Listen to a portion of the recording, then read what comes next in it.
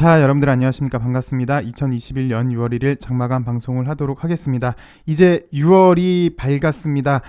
LB를 한번 차트를 살펴보도록 할게요. 이 당시 때부터 보시면 1년 8개월 되겠네요. 1년 8개월 동안 정말 지지부진한 모습, 답답한 모습을 보였죠. 저 역시 방송을 하면서 제일 많이 했던 말이 지지부진, 답답한, 모멘텀이 필요한 이런 말들을 제일 많이 했는데 그랬던 이유를 살펴보시면 뭐 여러 가지가 있겠지만 그 중에 그래도 하나 딱 꼽아보라면 가시적인 성과가 없어서 그러지 않았겠느냐라고 답을 할 수 있겠는데요. 이젠 가시적인 성과를 보여주길 간절히 한번 기대해 보도록 하겠습니다. 사실 그동안 1년 8개월 동안 좋았던 호재 뉴스들도 많았어요. 근데 그 많던 호재들, 이슈들이 가시적인 성과가 없는 바람에 다들 묻혔는데 이번에 좋은 소식을 들리면서 그동안 묻혔던 호재들도 다시 소환이 되면서 이번에 좀 더 좋은 흐름을 한번 기대해 보도록 하겠습니다. 일단 시장에서 제일 먼저 기다리고 있는 게 위암 말기 NDA 신청이겠죠.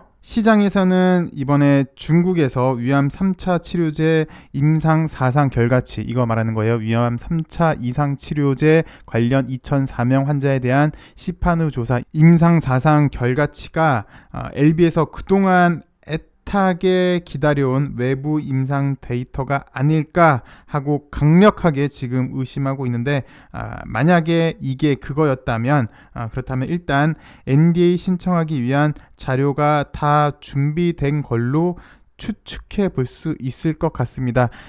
안타깝지만 지금으로서는 추측치가 맞죠. 그래서 강력하게 의심이 되고 현재로서는 추측치이긴 한데 좀 가능성이 있지 않나라고 생각이 들고요. 그리고 이번 아스코에서 간암에 대한 이야기도 있죠. 현재 LB와 항서제약이 글로벌 간암 1차 임상 3상을 병용을 하고 있는데 임상 2상 결과가 포함되어 있어 관심을 끌고 있습니다. 그래서 이 간암만 따로 놓고 보자면요.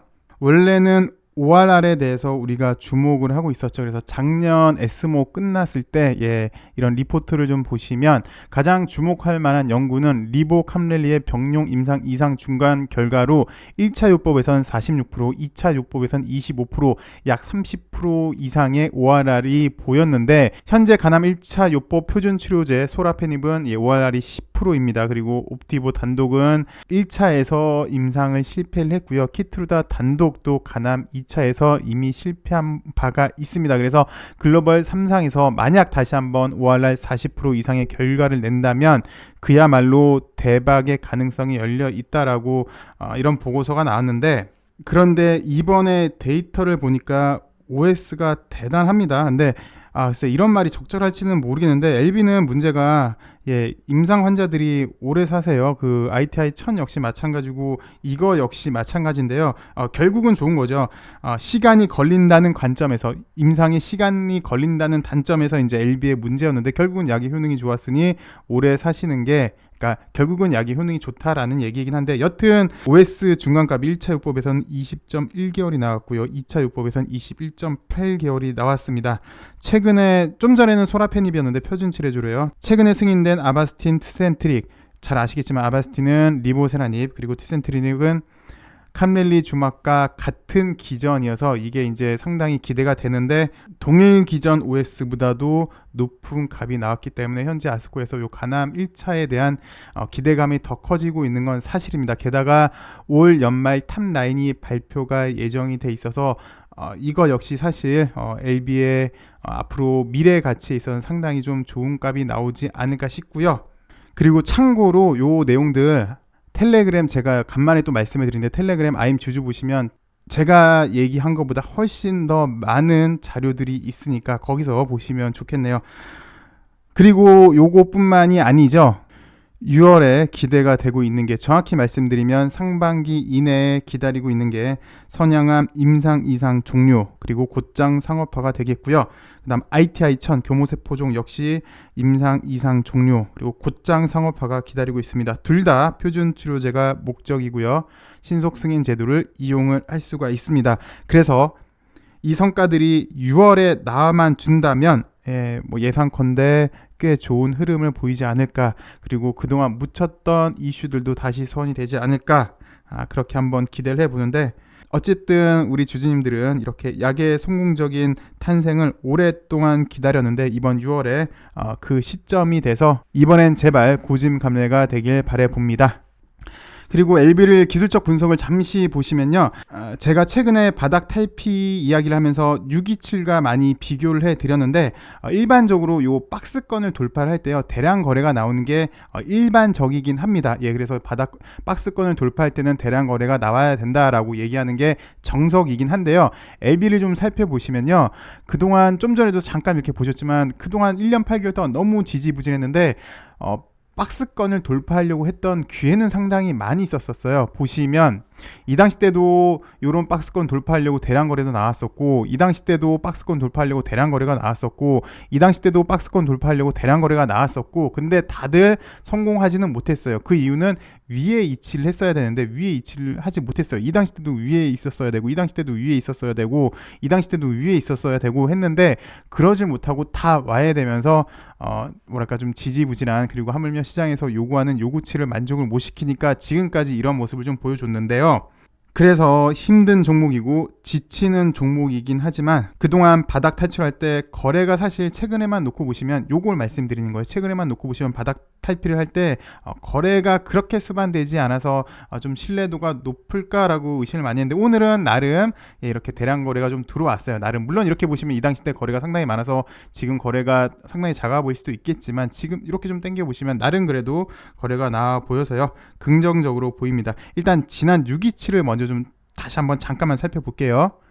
이것 또한 3차례 정도 말씀을 드렸으니까 제가 간단하게 설명을 드릴게요. 일반적으로 바닥 시그널은 바닥에서 대량 거래 나오는 거를 바닥 시그널이라고 합니다. 그래서 요 당시 때 보시면 일단 첫 번째 대량 거래가 한번 나오면서 바닥 시그널을 보여줬고요. 한 번 가지고 모자라니까 두 번째 이렇게 대량 거래가 나오면서 바닥 시그널을 보여줬습니다. 근데 얘도 특별한 상승 모멘텀이 없으니까 이렇게 지지부진한 모습, 상승하려고 하다가도 이렇게 밀리고 또 상승하려고 하다가도 밀리고 이런 지지부진한 답답한 모습을 보여주다가 나름 두 번의 박스권으로 지금 크게 구분이 가능합니다. 보시면 크게는 이 박스권으로 보시면 되고요. 작게는 요 박스권, 그리고 요 박스권으로 이렇게 두 개가 구분이 가능한데 첫 번째 요 박스권을 돌파를 하니까 나름 시원하게 이렇게 나와줬어요. 그리고 2, 3일 정도 쉬어주고 첫 번째 박스권을 돌파해줬다면 두 번째 박스권을 돌파를 해줬거든요. 근데 차이가 뭐냐면 지금이랑 차이가 뭐냐면 얘는 지금 이 박스권의 크기가 커요. 박스권이 지금 보시면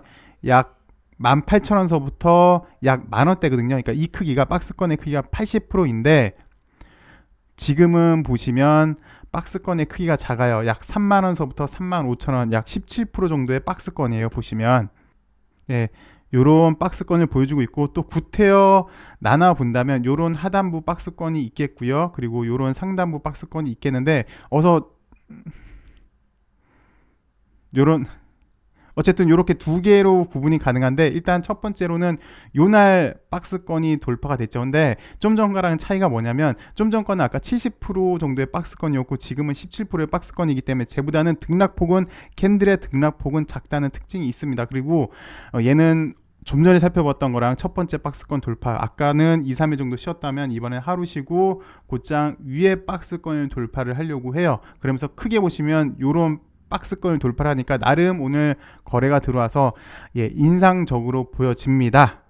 그리고 최근의 모습만 놓고 보셔도 요 당시 때 한번 바닥에서 나름 거래가 한번 들어오고 또 요 당시 때도 바닥에서 윗꼬리가 달렸지만 거래가 들어오고 그래서 신규 매수세 유입 그리고 손절 물량의 소화 그래서 나름 이 박스권 돌파하려고 거래가 나온 게 상당히 좀 의미가 있어 보입니다. 매우 인상적으로 보입니다. 앞으로도 아까 627 때도 보셨으면 이렇게 위에 위치했었잖아요. 최소한 이렇게 위에 있다면 앞으로의 흐름도 긍정적이지 않을까라고 조심스럽게 그렇게 예상이 됩니다.